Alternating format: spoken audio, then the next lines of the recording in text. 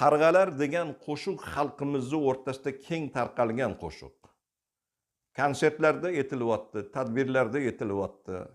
To'ylarimizda kamida 20 marotaba aytiladi. Odamlar iltimos qilib ayttirayotgan joylari bor.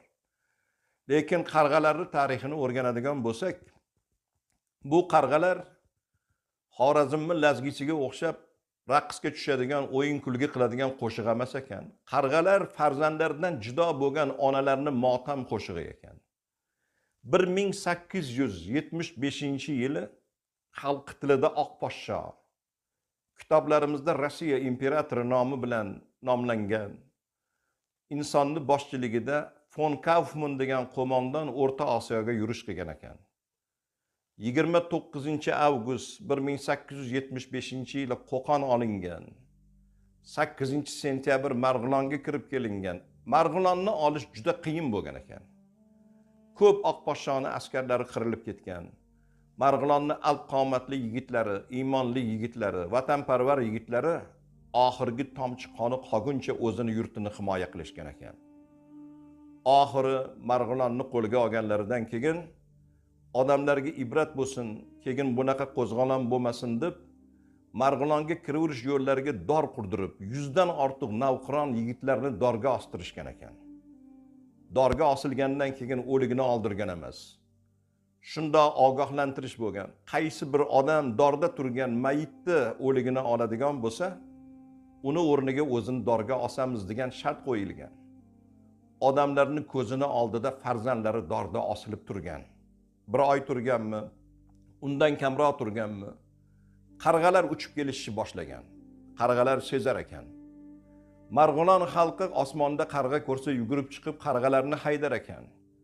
Farzandi kimmidir farzandi, kimmi eri, kimmi akasi, kimmi ukasi, kimmi jigari dorda osilib turgani bir musibat bo'lsa, o'sha musibat zada bo'lgan ota-onalarning ko'zini oldida farzandlarini ko'zini qarg'a cho'qib tursa, yuzini qarg'a cho'qib tursa, bu ikkinchi bir musibat. Bu narsaga chidolmagan odamlar qarg'alarni chorasini topdik, ularni haydadik deyshiyapti. Lekin ikkinchi narsani chorasini topolmadik. Ikkinchi narsa badbo'y hid butun shaharga taralib ketdi. Insonning fitratida bor narsa, buni yo'q qilib bo'lmaydi. Dorda osilib turgandan keyin kun issiq, saraton yoz kunlari butun hid shaharga taralib ketdi. Lekin o'sha farzandlari, jigarlarini badanidan kelayotgan bu hidni handalakni hidiga qiyos qilishgan ekan. Ya'ni she'rlarda aytiladiki, qarg'alar uchsa qaraylik Marg'ilonning yo'liga, hidi kelsa mast bo'laylik handalakning bo'yiga. Handalak bo'ylikkinam, sen unda zor, men bunda zor. To'tiqushni bolasidek ikkalamiz intizor. Intizorlik torta tanda toqat qolmadi. Yo'l chivindek sarg'ayib ucharga holat qolmadi. Yo'l chivinni holini yo'lda yo'lovchidan so'rang. Biz g'arib bechorani aqli raso yordan so'rang. Aqli raso yor bilmasa, ko'z yoshim daryo bo'lib oqqan baliqlardan so'rang. Ya'ni handalak bo'ylikkinam, ya'ni handalakni hidiga qiyos qilinyapti. Sen unda zor, biz bunda zor. Sen dorda osilib turibsan, zorsan bizni xizmatimizga. Sani o'ligingni go'rga ham qo'ya olmayapmiz. Tiriklarning zimmasida o'liklarning to'rtta haqqi bor. Yuvish, kafanlash, janozani o'qish, ana undan keyin qabriga qo'yish. Shunda hikoya qilinyaptiki, hidi kelsa mast bo'laylik handalakning bo'yiga. Handalak bo'ylikkinam, san intizor, biz intizor. San intizor bo'lib qolding bolam. Sani tanangdan kelayotgan hid misoli bizga handalakni hididek degan misollarni keltirib bu she'r yozilgan. Shunda aytilyaptiki, bizni holimizni uchgan bu chivinlardan, yo'ldagi chivinlardan so'rang.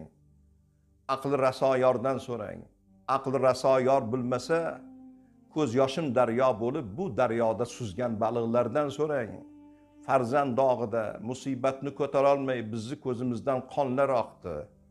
Yoshlar oqdi. Shu yoshlarda oqqan, hovuz bo'lib oqqan baliqlardan so'rang degan onalarni bu dardi ekan.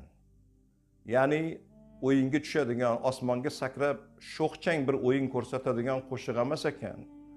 Endi shu tartibda bu qo'shiqni etsa, bunga pul qistirilsa, yo bo'lmasam shuni odamlar ataylab buyurtma berib ettiradigan bo'lsa gunohkor bo'lib qolmanglar. Mani iltimosim o'sha beqasam tonlarni kiyib konsertlarda qarg'alarga sakrab o'ynab yer tepinib turgan yigitlar bir paytlar dog'ga osilgan shahidlarni qabrini tepgan bilan barobar bo'lib qolmanglar.